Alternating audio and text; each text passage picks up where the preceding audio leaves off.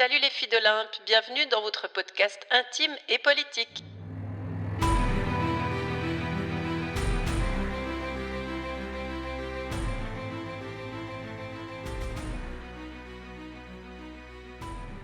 Les filles d'Olympe, c'est une contribution pour des femmes fortes dans l'espace public, mais c'est aussi une filiation symbolique avec Olympe de Gouges, la première féministe moderne, qui payera d'ailleurs de sa vie son engagement politique. Épisode après épisode, ici, on construit cet héritage ensemble, à travers des réflexions, à travers des rencontres et des partages, mais aussi à travers des outils pour affûter votre discours, assumer votre place, incarner vos valeurs, étendre votre influence ou décupler votre impact. Je suis Florence Hugui, facilitatrice des impossibles, parce que nos impossibles sont des passages, des portes que nous n'avons pas encore ouvertes et qui méritent pourtant tellement de l'être. Ensemble, nous les ouvrirons, que dis-je, nous les défoncerons, avec toutes les tactiques dont nous savons faire preuve. Et pour cette saison 3, je vous propose des contre-feux. Contre-feux aux discours de plus en plus dominants, aux mots interdits, aux mots sacrilèges. Chaque épisode sera donc l'occasion de rallumer les braises sur un de ces mots bannis, parce que les mots qu'on nous enlève sont souvent ceux qui dérangent, qui portent lutte, qui portent mémoire. Parce que nos récits de vie façonnent notre regard sur le monde, parce que nos doutes sont souvent des histoires qu'on nous a racontées, parce que revisiter l'histoire, c'est se donner le droit d'écrire la suite autrement. Alors, je vous emmène, c'est parti. Allons ensemble allumer le feu.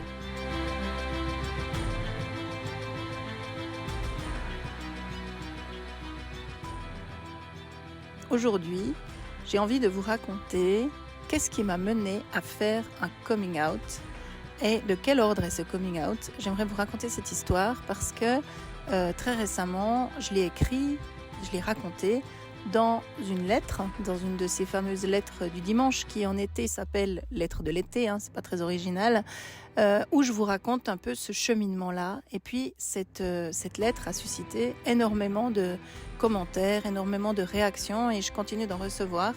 Et je vous en remercie beaucoup pour les personnes qui ont eu envie de s'adresser à moi. Et j'aimerais du coup y revenir maintenant dans un épisode pour vous raconter ce qui s'est passé, les différentes étapes, de manière un peu plus longue ou un peu plus détaillée que ce que j'ai fait dans ma lettre, de manière à ce que vous puissiez peut-être voir aussi où est-ce que ça vous concerne, vous peut-être, et dans quelle mesure ça fait sens pour vous de vous questionner sur un coming out quel qu'il soit, que vous pourriez faire et qui pourrait peut-être changer quelque chose dans votre vie. Si je vous propose ça, c'est parce que je crois que ça a à voir aussi avec notre capacité, notre volonté de prendre une place, de prendre notre juste place dans cette société, et que ça participe peut-être aussi du dialogue qui s'engage entre les êtres, d'être capable de pouvoir partager des éléments de soi qui sont parfois plus vulnérables, plus sensibles. On sait très bien que c'est là que se font les connexions, et donc c'est aussi pour ça que j'ai envie de vous raconter cette histoire. Si elle arrive maintenant, en plein mois de juillet, c'est aussi parce que durant ce mois, j'ai décidé de prendre du recul et que je suis partie sur les routes pendant quelques temps, histoire de mettre de la distance entre ma vie et ce qu'elle est et la vie professionnelle un peu trépidante dans laquelle je suis, pleine de questionnements aussi, pleine de difficultés, diverses et variées bien sûr, mais aussi pleine de succès ou pleine de rencontres, en tout cas quelque chose de très bruyant. Et j'avais besoin de quelque chose de plus calme, de quelque chose qui me permet de comme faire retomber le sable au fond de l'eau pour refaire apparaître des éléments qui me semblent importants dans ma vie et puis qui me semblent importants à apporter aussi dans ma vie, qu'elle soit privée, qu'elle soit professionnelle, qu'elle soit de tous ordres. Parce que parfois de prendre du recul, ça apporte ça, puis on le sait très bien, c'est pour ça que les congés payés certainement ont été inventés, qui sont devenus les fameuses vacances. Alors moi j'ai pas de vacances congés payés, quand je suis en congé je suis pas payée a priori, mais pourtant c'est important de prendre ce recul et de se donner ces espaces. Et donc pour moi, comme pour tout le monde, prendre du recul, ça peut occasionner des résultats extrêmement fertiles. En tout cas, pour moi, c'est très, très important. Et ce que ça fait émerger là maintenant tout de suite, c'est le fait que j'ai envie de partager ce questionnement qui est le mien depuis de nombreuses années et qui est en train d'aboutir à une réponse qui me semble assez pertinente et assez en accord finalement avec qui je suis. Et c'est pour ça aussi que j'ai envie de vous en parler aujourd'hui. Donc en fait, ce fameux coming out, c'est pas un coming out qui vous parle de mon orientation sexuelle ou de mon couple ou de mon genre ou de quelques sujets de ce style, mais c'est un coming out un peu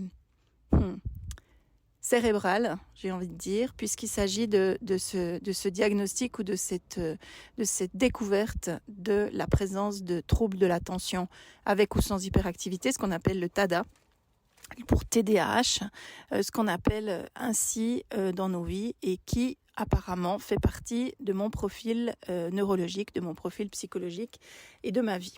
Et donc le fait d'avoir identifié cet élément-là, ça fait que j'ai envie de vous en parler et j'ai envie de vous raconter comment j'en suis venue en fait à prendre conscience de cette histoire et de trouver comment faire pour en faire une alliée et pas une ennemie, et surtout pas une maladie, contrairement à ce que pourrait véhiculer un discours médical qui part de l'idée qu'on est dans une difficulté qui ressemble à un handicap et qui permet peut-être difficilement de trouver sa place dans cette société.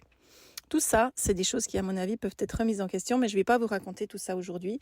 Aujourd'hui, je vais simplement me contenter de vous parler de ce coming out et de comment les choses sont venues à moi avec les années autour de cette question-là.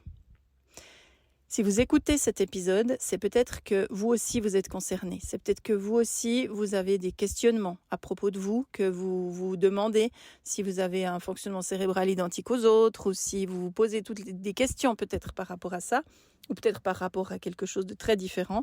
Mais en tout cas, sur les questions que vous avez en tête, je vous invite en fait à prendre au fond ce qui vous appartient dans ce qui va être partagé ici et puis de voir si vous avez ce genre de profil-là, si vous pourriez soupçonner le fait de peut-être être concerné ou bien si au contraire votre questionnement à vous aujourd'hui il est tout ailleurs.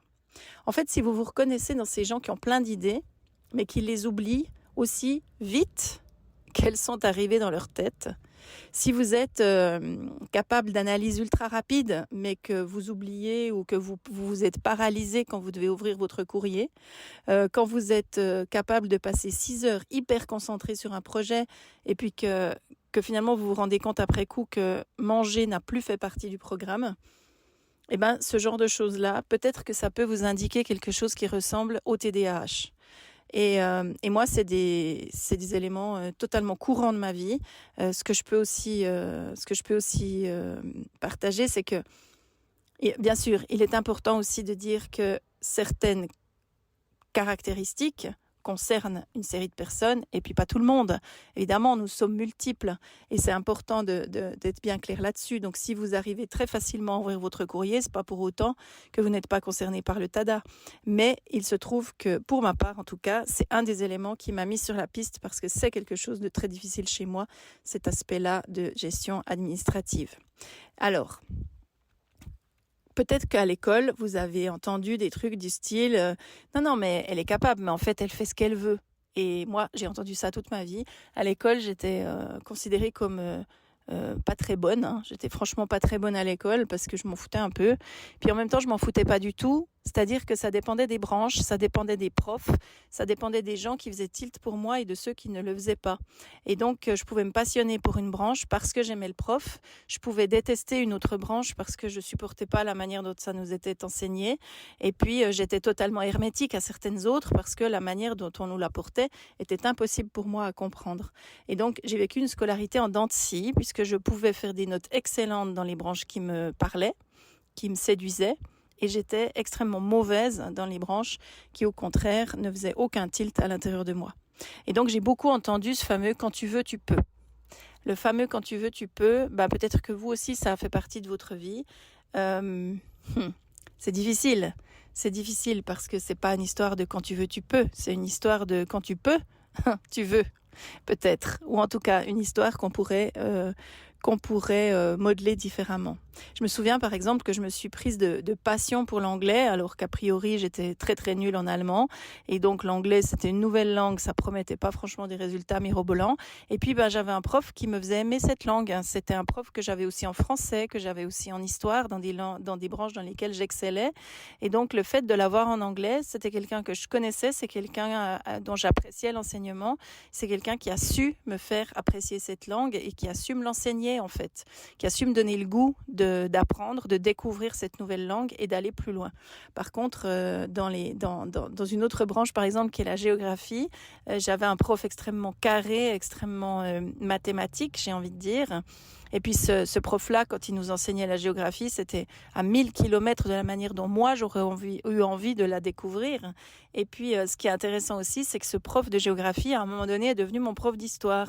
Et moi qui étais excellente en histoire et qui adorais ça, et qui adore toujours ça, eh bien l'année où je l'ai eu comme prof, mes notes ont chuté parce que je voyais pas l'intérêt de l'enseigner comme lui le faisait. Il y avait quelque chose de beaucoup trop carré pour moi où j'étais incapable d'entrer dans ses explications.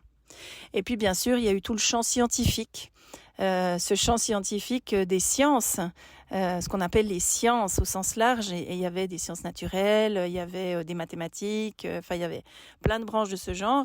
Et donc autant dans une branche, je pouvais me passionner pour une question puis tout à coup sortir des magnifiques notes, autant en mathématiques par exemple, personne n'a jamais réussi à me faire comprendre quoi que ce soit et j'ai toujours été totalement hermétique à ça. Ce qui vient se greffer sur cette prise de conscience autour de ces branches qu'on aime et de ces branches qu'on n'aime pas, c'est évidemment des biais de genre. Et on le sait très bien. On sait très bien que les petites filles vont être beaucoup moins encouragées que les petits garçons à développer leurs capacités en mathématiques, puisqu'on part de l'idée que c'est une branche dite masculine. Et donc moi, j'ai fait ma scolarité dans les années 80, et évidemment que dans ces années-là, on n'était pas du tout conscient et consciente de ce genre d'enjeu. Et donc il y avait évidemment d'autres difficultés ou d'autres biais, d'autres freins qui venaient se mettre sur le chemin.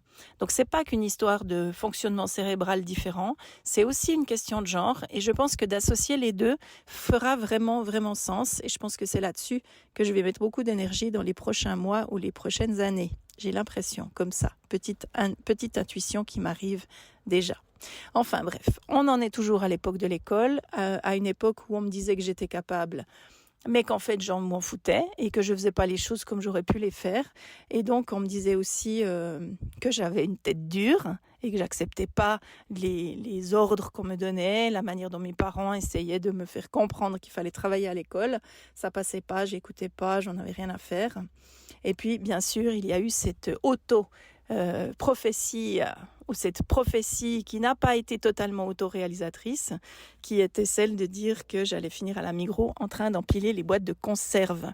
Alors la Migros, pour les gens qui n'habitent pas en Suisse, c'est un grand magasin, comme vous en avez aussi chez vous, grand magasin d'alimentation dans lequel j'ai travaillé pendant mes études. J'ai travaillé plusieurs années dans cette vénérable institution, mais je n'y ai pas fini. Et d'ailleurs, c'est très intéressant cette formulation, parce qu'il y a plein de gens qui travaillent à la Migros et qui sont des gens formidables, et donc il n'y a pas non plus de métier, on nous le répétait tout le temps, et pourtant, c'est quand même bien le message qu'on nous faisait passer, c'est qu'il y avait des sous-métiers. Et qu'empiler des boîtes de conserve à la Migros, c'était fait pour les benets, et c'était pas fait pour moi, qui étais une fille intelligente, mais qui n'avait simplement pas de volonté de travailler, et c'était ça qui était mon vrai problème. En tout cas, c'est comme ça que ça a été identifié, c'est comme ça que ça a été construit pendant plein d'années. Alors bon, ça c'est des trucs que j'ai entendus, mais je pense que le plus définitif, ça a été le « t'es qu'une incapable » de mon père, notamment, un peu de ma mère aussi, mais surtout de mon père, c'était mon père qui disait ça, et qui disait « t'es qu'une incapable ». Et c'était comme un espèce de verdict complètement définitif, qui montrait que non seulement j'en voulais pas, mais qu'en plus je faisais aucun effort, qu'en plus j'avais une sale tronche, qu'en plus je voulais pas aller dans la direction dans laquelle il voulait que j'aille, que j'obéissais à rien, à aucun de ses ordres, et ça allait bien évidemment au-delà du TDAH, mais évidemment que c'est une chose que j'ai beaucoup entendue dans ma jeunesse. Alors, si vous vous reconnaissez à travers quelques-uns de ces éléments-là, s'il y a des choses qui font tilt chez vous, eh bien, écoutez la suite que je vais vous raconter maintenant. Donc, en fait, Moi, je me suis jamais du tout interrogée sur mon fonctionnement cérébral parce que d'abord, c'était pas la mode. Dans mes années d'adolescence, mes années d'enfance, mes années d'adolescence, soit on était bon à l'école, soit on l'était pas. Et puis, soit on était volontaire, soit on ne l'était pas. Et donc, c'était les seules clés en fait qu'on nous proposait. Il y avait aucune autre possibilité de de développer une intelligence. Enfin, toutes ces questions-là, c'est en tout cas des questions qui ne sont pas arrivées jusqu'à moi.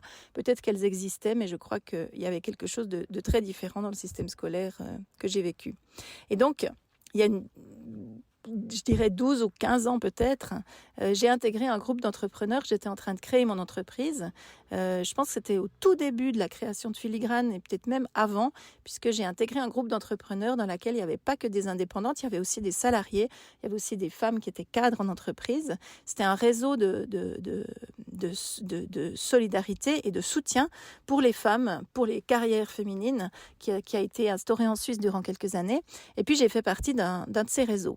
Et donc, dans ce réseau-là, j'ai rencontré des femmes que je n'aurais jamais rencontrées autrement, et notamment une qui un jour est arrivée en disant qu'elle avait eu un diagnostic de TDAH.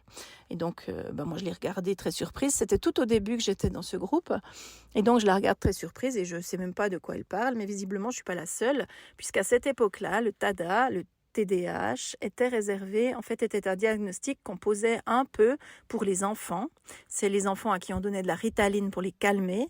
Et c'était ça le message global qu'on entendait de manière générale dans la société.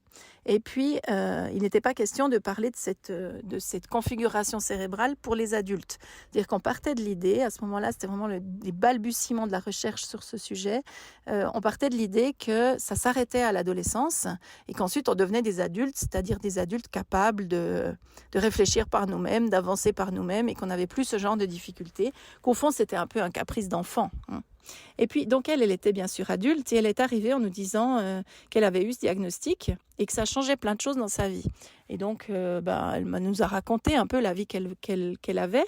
Et en fait, en nous racontant sa vie, elle nous parlait de ses oublis continuels, elle nous parlait de ses 25 projets pas terminés, elle nous parlait de ses difficultés de gestion, elle nous parlait des retards infinis qu'elle avait tout le temps, elle nous a parlé de sa vie, en fait, et de la manière dont elle vivait.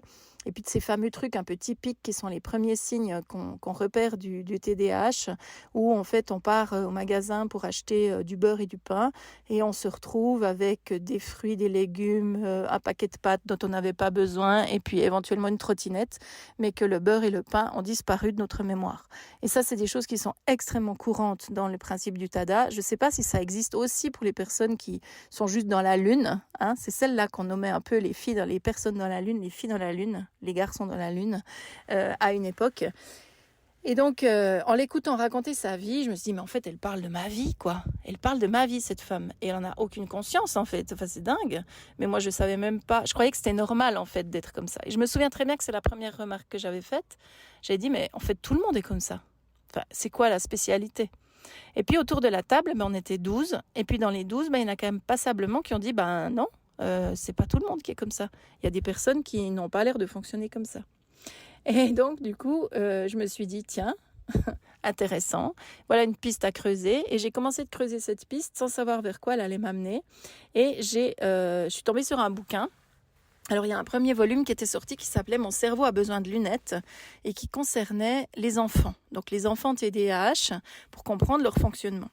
Et puis, à la suite de ce premier livre, un deuxième tome était sorti qui s'appelait « Mon cerveau a encore besoin de lunettes ». C'était des éditions québécoises, c'était Québécois. Qui en fait parlait du TDAH pour les adultes. Alors vous savez, au Québec, on est un petit peu plus avancé qu'en Europe sur ces questions-là et sur la manière d'envisager la place des adultes dans la société et comment on peut les accompagner. Et donc ce bouquin, c'était un des premiers qui est sorti en français, à ma connaissance en tout cas, qui était grand public et qui permettait de comprendre de quoi était fait le TDAH. Et donc, je l'ai lu, ce bouquin, je l'ai dévoré. Et j'ai lu aussi que les gens qui découvraient ce genre de particularités psychiques ou neurologiques dévoraient tout ce qu'ils trouvaient pour comprendre leur fonctionnement. Et c'était comme une révélation. Alors, j'ai lu ce livre. J'ai effectivement eu beaucoup d'éléments qui étaient un peu révélateurs comme ça. En tout cas, je me disais, tiens, c'est intéressant. Je pensais vraiment très sincèrement que tout le monde fonctionnait comme ça dans la société et que j'étais pas du tout un cas particulier. Et donc, à ce moment-là, j'ai cherché comment me faire accompagner sur cette question. Et puis, le premier accompagnement que j'ai trouvé, c'est un naturopathe qui vivait pas très loin de chez moi et qui développait un soutien, ou en tout cas une capacité, une manière d'atteindre ce trouble, hein, puisqu'on parle bien d'un trouble, par l'alimentation. Donc son travail à lui, c'était de revoir toute l'alimentation des adultes qui recevaient en séance pour voir avec eux comment faire pour calmer les effets problématiques du TDAH dans leur vie. Et donc je suis allée à mon premier rendez-vous avec lui, qui m'a reçue tout à fait sympathiquement, et il m'a écoutée pendant 1 heure. Donc moi je suis arrivée en lui disant que je voulais travailler sur le TDAH, que c'était ma particularité, que visiblement j'étais concernée, et donc j'avais besoin d'aide. Et il m'a écouté pendant 1 heure, lui raconter ma vie, comment je fonctionnais, les différentes problématiques auxquelles j'étais confrontée. Et à la fin de l'heure, il a posé un diagnostic sauvage évidemment, en disant bah non, vous n'êtes pas du tout TADA, mais par contre vous êtes HPI. HPI. Alors voilà encore un autre problème, puisque franchement, j'avais jamais entendu parler de ça non plus, ou alors un peu de manière très très lointaine. En tout cas, il était évident que moi, je n'étais pas concernée par le HPI. Ça, c'était clair et net pour moi. C'était clair et net parce que le HPI, c'était comme être quelque chose de plus. En tout cas, il y avait un peu cette idée dans ma tête que j'étais autre quelque chose. C'est-à-dire que j'étais un peu supérieure aux autres d'une certaine manière, ce qui était intolérable et insupportable à entendre pour moi à ce moment-là. Et surtout sous cette forme-là. Et par contre, le trouble, le TDAH, alors ça me plaisait, puisque ça me remettait dans l'inadéquation que je constatais quand même dans passablement de domaines de ma vie. Et donc ça, je pouvais tout à fait l'assumer. D'avoir un trouble, j'étais d'accord. D'avoir un haut quelque chose, c'était beaucoup moins facile. Ce qui fait qu'en fait, j'ai fondu en larmes devant ce naturopathe qui ne m'avait jamais vu de sa vie et qui n'a pas compris pourquoi je fondais en larmes. Et en fait, je fondais en larmes parce que c'était insupportable de penser que je pouvais être HP. Enfin, c'était 2 termes que j'avais jamais associés à moi et qui c'était douloureux en fait d'envisager que je puisse être concernée par ça. Ouais, et donc il a réagi de manière assez étonnante. En fait, il m'a accompagnée là-dessus. Et puis je l'ai revu quelques fois pour parler de cette histoire de HP qui aurait été une de mes spécificités. Puis en même temps, je lui parlais déjà de mes difficultés administratives et de la peur que j'avais de l'administration, de la phobie qui était en train de se développer. Et ce qui est intéressant, c'est qu'il a jamais fait le lien avec le TDAH, alors que c'est un lien qui est totalement évident. Et donc attention au diagnostic sauvage, parce que c'est important de sentir ce qui se passe à l'intérieur de nous. Mais à l'époque, j'étais encore certainement dans une croyance que quelqu'un de spécialiste savait mieux que moi et que ce spécialiste-là, il avait détecté que j'avais probablement une autre configuration intellectuelle, mais en tout cas pas de trouble tel que j'aurais voulu l'avoir. Et puis pour toutes sortes de raisons, j'ai pas suivi cette piste. Et j'ai aussi pris énormément d'années pour aller me tester pour le haut potentiel intellectuel, parce qu'en fait, ça me faisait complètement honte d'être concernée par une question de haut potentiel, parce que c'était beaucoup trop pour moi. Moi, j'étais une fille d'ouvrier, j'avais déjà fait des études universitaires, j'étais devenue journaliste, c'était déjà énorme. Mon père me l'a assez dit que je pétais plus haut que mon cul, et donc je passais ma vie à péter plus haut que mon cul, et tout à coup, quelqu'un me dit, mais tu peux péter encore plus haut que ton cul. Et donc, c'était insupportable à entendre, ça a été vraiment très, très, très difficile. Pour moi, c'était de la prétention, c'était aussi complètement flou, et puis surtout, c'était beaucoup trop haut, et je pouvais pas entendre ça. Donc, ça m'a pris énormément de temps d'aller me faire tester, mais j'ai fini par le faire après des années d'hésitation et des années de recherche ou de non-recherche ou de tournage en rond, appelons-le comme on veut. C'est un chemin qui peut prendre beaucoup de temps, beaucoup d'années. Chez moi, ça en a pris au moins une dizaine. Et puis voilà, c'est comme ça, c'est mon rythme à moi. Vous en aurez peut-être un différent. Et puis ce sera très bien aussi avec un rythme qui est le vôtre et qui va dans un sens différent. En fait, il y avait aussi un autre élément, c'est qu'à cette époque, et je suis toujours comme ça aujourd'hui, dès que j'ai un bobo, je le laisse passer. Ça veut dire que je vais pas courir les médecins pour aller vérifier que ce bobo pourrait être un truc grave ou pas grave. Je vais attendre que ça passe. Et pour cette histoire de TDAH, qui était un trouble, qui était donc un problème potentiel, eh ben, je savais peut-être qu'on pouvait le prendre en charge peut-être d'autres manières, mais comme j'étais de toute façon pas concernée, il avait dit le monsieur, et qu'en plus, je voulais pas vraiment me soigner, puisque je pensais que c'était impossible et qu'il y avait personne qui avait des solutions pour moi, eh ben, j'ai pas été plus loin, j'ai pas voulu explorer quoi que ce soit de plus à ce propos. Et donc, j'ai continué de claudiquer, d'avancer dans ma vie avec ce fameux bobo. Et donc, j'ai ensuite fait le test HPI après plein d'hésitations. Je ne sais pas si j'y reviendrai un jour, mais enfin, j'ai quand même compris que j'avais une mémoire de travail particulièrement rapide, que j'étais capable de mener des projets de manière assez brillante, et puis que j'avais des capacités intellectuelles hors normes. Je ne vais pas donner plus de détails sur cet aspect-là, parce qu'en fait, au moment où j'ai eu mon résultat, qui a été tout un cheminement que je pourrais vous raconter une autre fois, eh bien, j'ai décidé de le ranger au fond d'un tiroir et de passer à autre chose, parce que j'avais une bibliothèque entière de bouquins que j'avais lus sur le sujet, donc je connaissais assez bien les caractéristiques du HPI.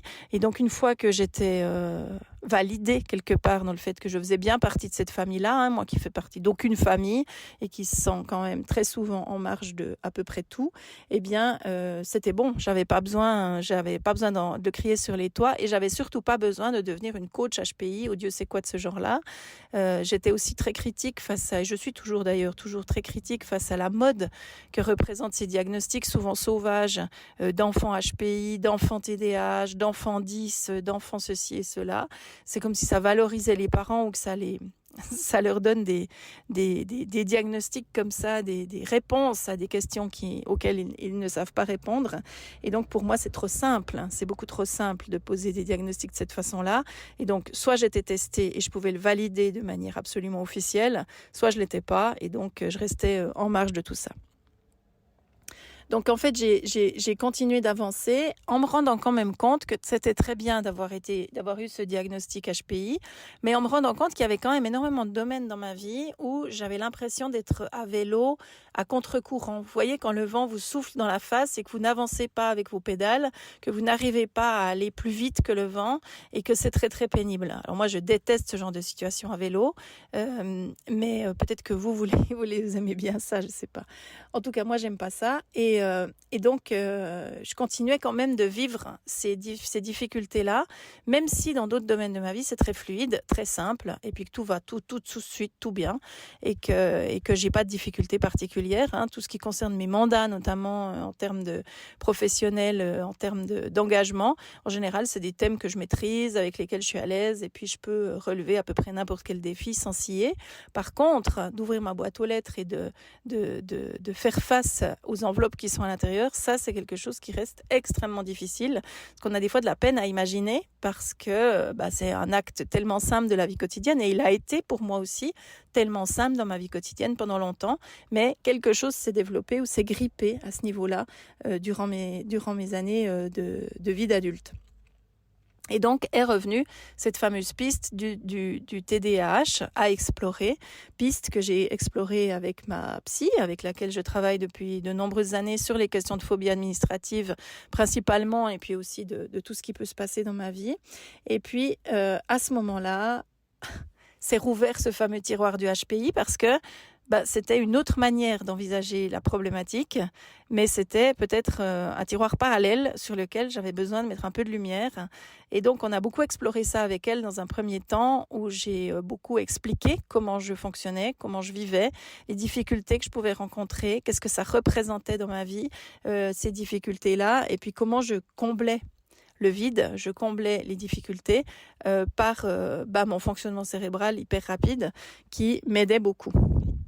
Et donc, tout ce qui n'était pas explicable par la paresse, par les traumas divers, par le stress ou par l'intelligence, tout à coup, ça avait l'air de prendre place dans ce qu'on pourrait appeler le trouble de l'attention avec ou sans hyperactivité.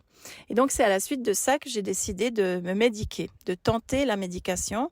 Donc, on a un produit qui fonctionne très bien ici, qui s'appelle le méthylphénidate, qui est prescrit aux fameux enfants qui avaient droit à la Ritaline quand ils étaient petits.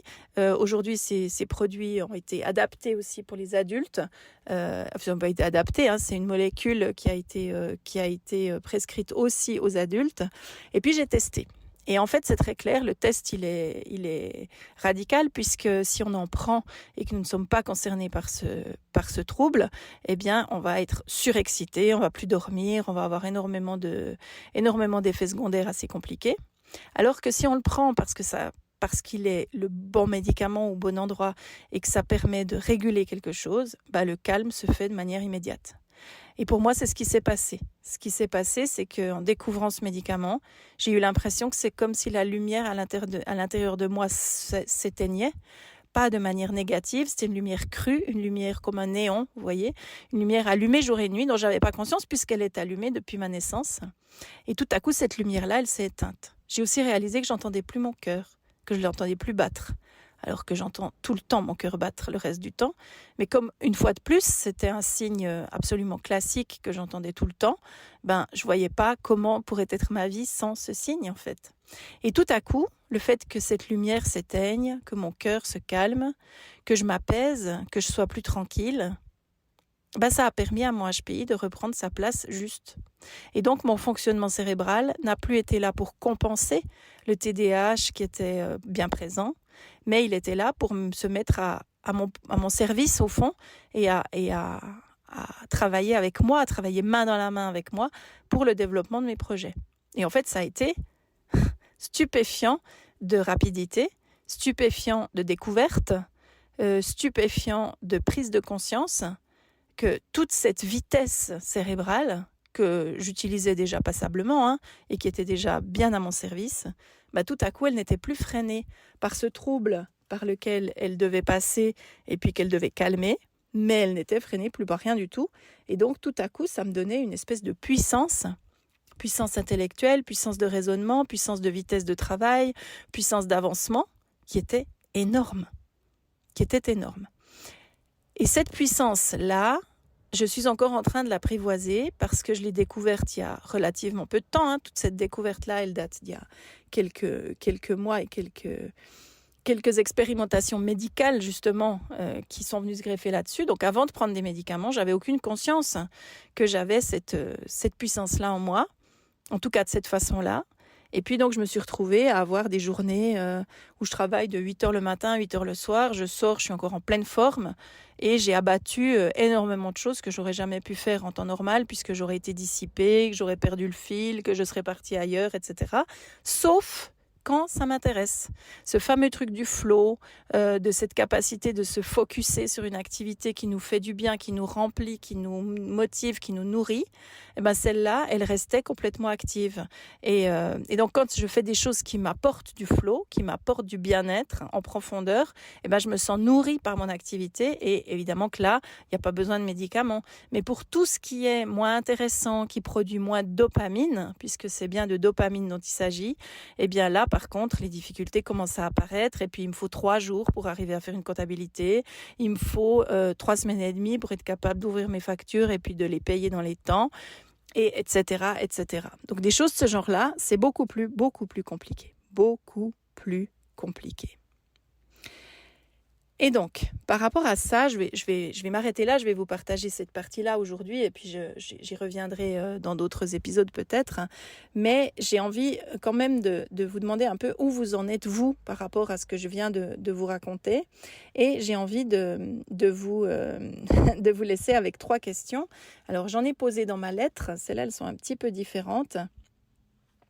La première question, c'est de se demander est-ce que vous aussi, vous avez cru qu'il valait mieux être malade ou avoir un trouble plutôt que d'être trop intelligent ou trop intelligente.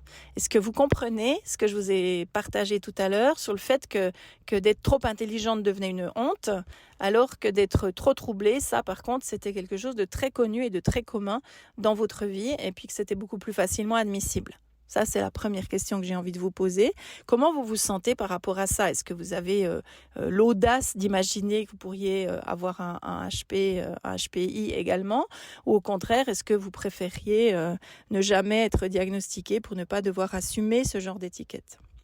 Quand on parle d'étiquette, d'ailleurs, je me permets de faire une toute petite parenthèse. Évidemment que c'est très dommage que les étiquettes soient nécessaires, et c'est aussi un retour que j'ai reçu et je vous en reparlerai. Bien sûr que les étiquettes, elles sont là pour nous poser des points de départ de réflexion, des points de départ d'action et pas pour nous enfermer dans des cases. Donc l'idée, c'est pas d'en rester à cette étiquette, mais juste se dire, tiens, ma rampe de lancement, elle ressemble à quoi? Est-ce que c'est une rampe de lancement plutôt trop intelligente ? Ou assez ou très intelligente, ou est-ce que c'est une rampe de lancement trouble, ou une rampe de lancement hypersensible, ou une rampe de lancement dyspraxique, etc., etc. À voir aussi comment vous avez envie de formuler ça pour votre propre rampe de lancement.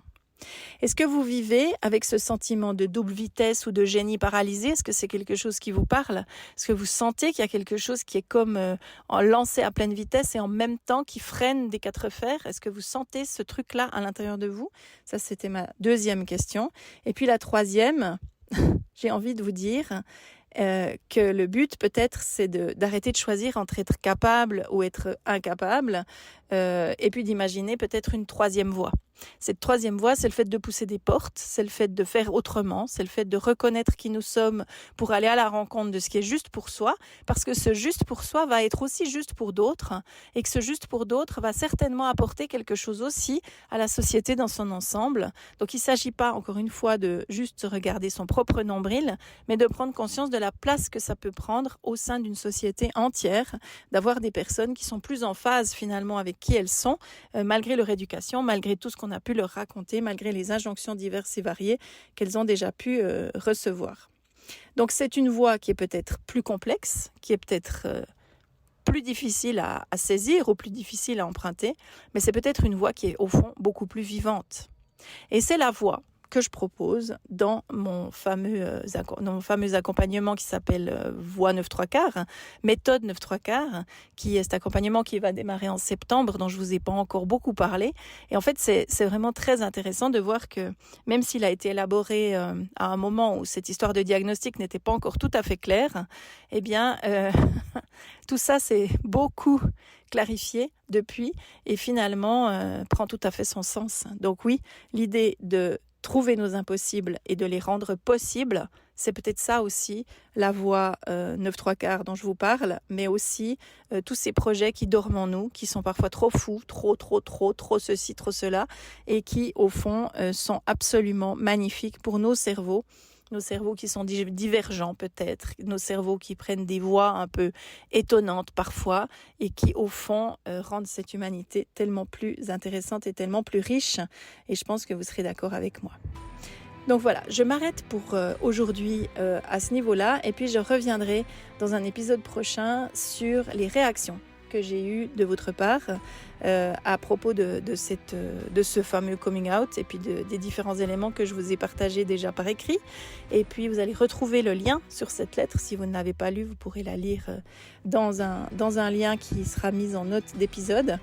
Et puis je reviens bientôt en vous parlant, en vous répondant ou en réagissant aux différents avis et aux différentes réactions, aux différents messages, aux différentes réponses et questionnements que j'ai reçus à la suite de cette publication. Voilà, je vous remercie infiniment de m'avoir écouté jusqu'au bout et puis je vous dis à bientôt pour la suite de cette aventure.